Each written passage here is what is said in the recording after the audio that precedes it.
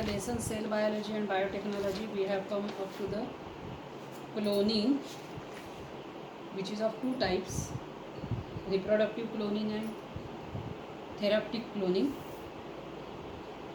And cloning is nothing but the production of replica of any cell or organ or entire organism, that is known as cloning.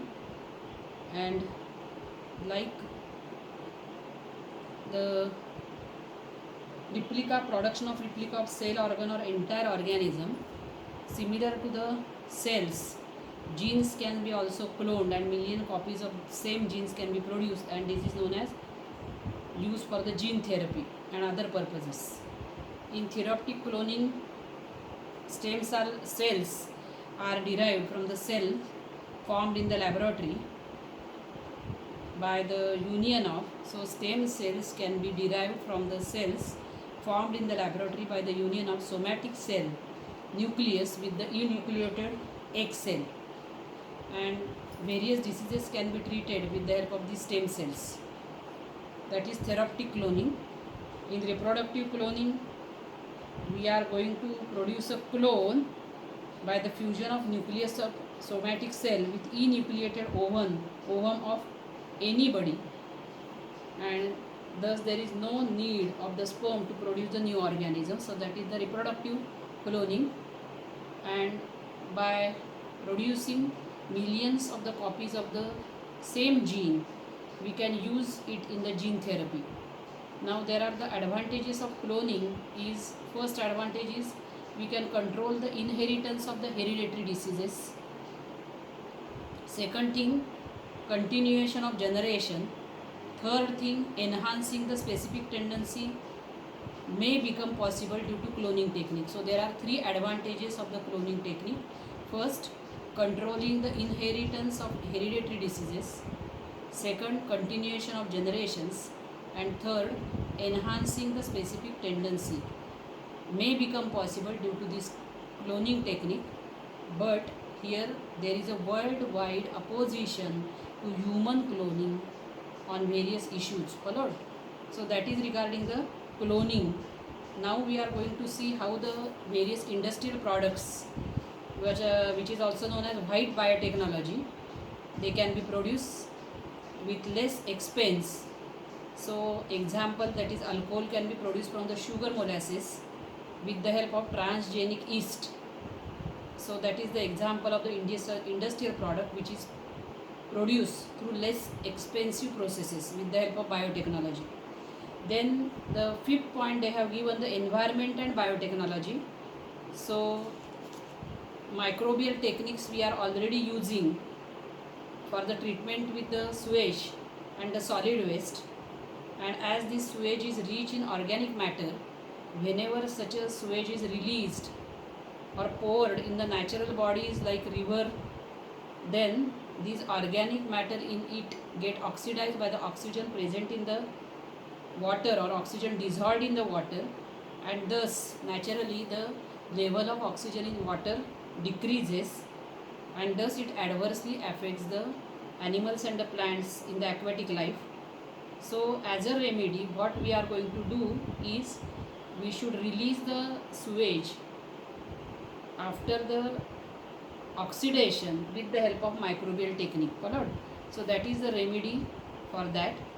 Then microbes are useful on large scale to produce the compost manure that you are knowing from in the solid waste management, organic waste management. And another thing that we can do with the help of biotechnology is bioremediation, biopesticides, biofertilizers, biosensors, etc., which are the new concepts used in the biotechnology.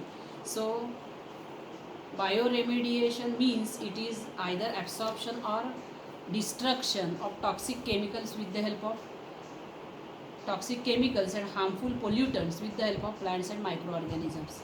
So bioremediation is nothing but it is absorption or destruction of toxic chemicals and harmful pollutants with the help of plants and microorganisms. So if plants are used for these purposes, it is known as phytoremediation. So they have given some examples of these bioremediations. First, example is the Pseudomonas bacteria. It is used for cleaning the hydrocarbons and the oil pollutants from the soil and the water. So if there is a leakage of a oil tank in the water, then that hydrocarbon or oil pollution in the water, or if it is in the soil also, that can be removed or that can be cleaned by using the bacteria Pseudomonas. Then the fern Pteris vittata, it is used to absorb arsenic from the soil. Then the GM variety, that is genetically modified variety of Indian mustard, can be used to absorb selenium from the soil. Sunflower can absorb uranium and arsenic. And bacterium Deinococcus radiodurans is highly radiation resistant organism. So it has been genetically modified and is used to absorb the radiations from the radioactive debris. And grasses like alfalfa, clover, rye, they are also used in phytoremediation. So that is regarding the bioremediation, which is the application of biotechnology.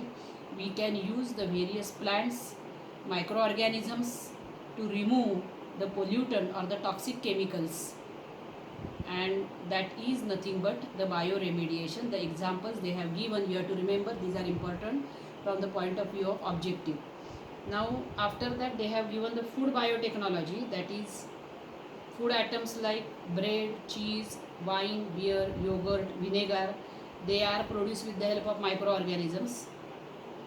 So these food items are probably the oldest ones produced with the help of biotechnology. Then another important application of biotechnology is DNA fingerprinting. So like the fingerprint, as the fingerprints are the unique one for each person, DNA sequence of each person is also unique one, and due to this the identity of any person can be established with the help of this available DNA. This is known as DNA fingerprinting.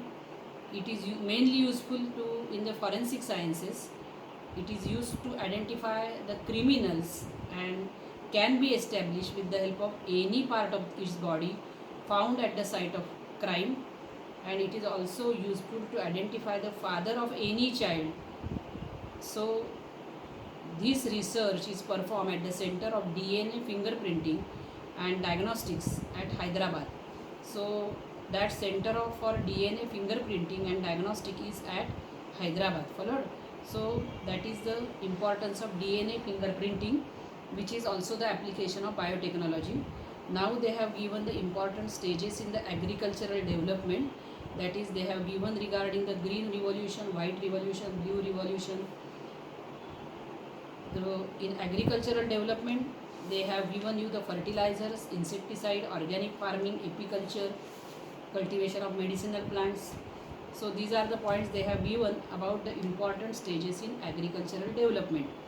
So first thing, that is there is a problem of population explosion at the beginning of 20th century.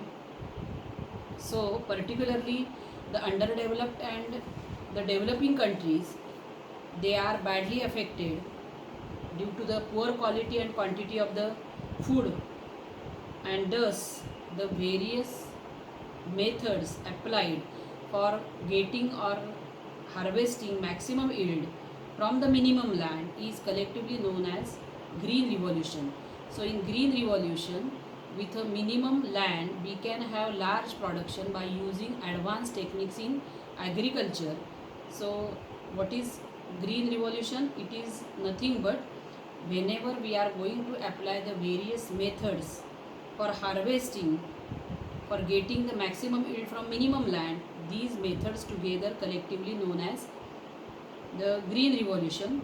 So they have given one example, that is you can have the improvised dwarf varieties of the wheat and rice. Then we can use the proper fertilizers, pesticide.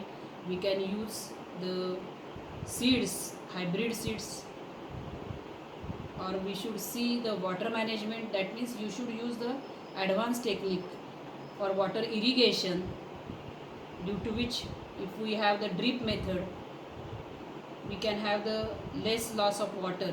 That is nothing but water management, and thus all together we are going to increase the production of food grains, and thus The large population is saved from the hunger, and Dr. Norman Borlaug, USA, and Dr. M.S. Swaminathan, India, they have a valuable contribution for this green revolution. Followed. So whichever various methods collectively we are going to apply for harvesting maximum yield from minimum land, that is nothing but the green revolution. In that we are going to improve the varieties of the food grains. We are going to use proper fertilizers, proper pesticides in right amounts. We should have a right water management, as well as we should have some another advanced technique for sowing the seeds or for plowing the land. Like that, all together collectively the efforts which are done, they are nothing but the green revolution, and as a result totally we can increase the crop production in large amount. And to that green revolution the contribution was done by two scientists. One is Dr. M.S. Swaminathan, India, and Dr. Norman Borlaug from USA. Followed. Now here there are various research institutes and laboratories in the development of the new varieties of the various crops. Their examples they have given, that is Indian Agricultural Research Institute, IARI, Indian Agricultural Research Institute, New Delhi, then National Citrus Research Institute, Nagpur, and allied branches, and Indian Institute of Sciences. So allied branches, Indian Institute of Sciences, and then the National Pomegranate Research Institute at Solapur. Correct? So these are the names of the institutes and the laboratories who are trying or who are taking efforts for the development of the new varieties of the various crops through their research. That is regarding the green revolution. Now the white revolution, that means increase in the milk product and the milk. Followed. So that is the white revolution. So various parts of India were rich in milk and milk products. However, these products or the milk quantity is not sufficient to meet the needs of the far-flung regions. So Dr. Verghese Kurian, he proved the cooperative movement and used the biotechnology that dairy cannot be the allied one, but it will be the mainstream of business. So the contribution made to white revolution, you have to remember the name, Dr. Verghese Kurian. Followed. What he has done, he has proved through the cooperative movements and using biotechnology that dairy cannot be the allied one, that is supplementary one, but it is the main business stream. And he put the cooperative dairy movement of Anand, Gujarat at all time, that is of all time high status, that is Amul, that we say Anand milk, that is Amul is invented by them. So while achieving the self-sufficiency in dairy business, various experiments were performed for the quality control, newer dairy products and their preservation. So that is how white revolution has been done. Now after that they have given the blue revolution, that is production of various useful aquatic organisms with the help of water is nothing but the blue revolution. Production of various useful aquatic organisms is known as blue revolution with the help of water. So farm ponds and fishes are very common in East Asian countries. However, people are not only thinking of cultivating the fishes and shrimps, but other aquatic plants and animals too. So government has vowed to increase the production by encouraging. So government has also done the encouragement of the people for pisciculture, and by launching the program, the role of government in the blue revolution is they have launched the program Neela Kranti Mission 2016, that is NKM16 as a short form, in which they have given 50% to 100% subsidies are offered in this case. That means they take less amount of money for that, we give some discount for that. So that is giving subsidies are given to them, so that the people get encouraged for doing these things So production of various useful aquatic organisms with the help of water is nothing but the blue revolution. And in this, marine and freshwater fishery is possible on large scale, and freshwater fishes like rohu, katla, and other fishery products like shrimps and lobsters, they are cultured on the large scale. So that is about the blue revolution. You have to remember the name NKM16, which has a long form Neel Kranti Mission 2016. That is the organization given by the government for encouragement for the people for the pisciculture, that is the rearing of fishes and aquatic animals. Followed. Now here in the agricultural development we have seen green revolution, white revolution, blue revolution. Now the important thing that we are using in agriculture is fertilizers. So fertilizers are of two types, organic manure and chemical fertilizers. So if we are using the manures, then we can increase the water holding capacity of the soil with a soil conservation. So in the agriculture, whenever we are using the fertilizers, instead of chemical fertilizers, we will prefer to use the organic manures, because whenever we are using the chemical fertilizers liberally particularly, then they will have the harmful effects.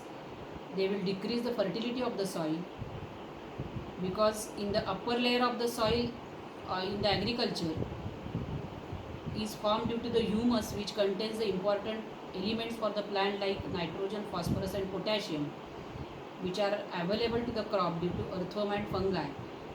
And in soilless farming, that is hydroponics, liquid chemical fertilizers are used. Followed. So this hydroponics you have to remember, in which liquid chemical fertilizers are used. So that is regarding the fertilizers. So we prefer to use the organic manures like compost, green fertilizers, like that, so that if they are used in large scale, that will not affect the pollution of the soil as well as air, water, etc. Then along with the fertilizers, though the natural immunity of the plants for the diseases is high one, irrespective of that, the farmers, they are using the insecticide in large scale for increasing the yield. But actually these pesticides are, in fact, they are nothing but the poison, and they enter the food web through the water and food, and its biomagnification occurs, and various pesticides like DDT, malathion, chloropyrifos, etc., they are proved to be dangerous. Followed. So instead of using this insecticide, the natural friends of farmers like frogs and insectivorous birds, pesticides, they are used as a bioinsecticides for increasing the yield. Followed. So that is regarding the insecticides in the agriculture. Now the part which is remaining is the organic farming, apiculture, cultivation of medicinal plants and fruit processing, and the exercise we are going to solve.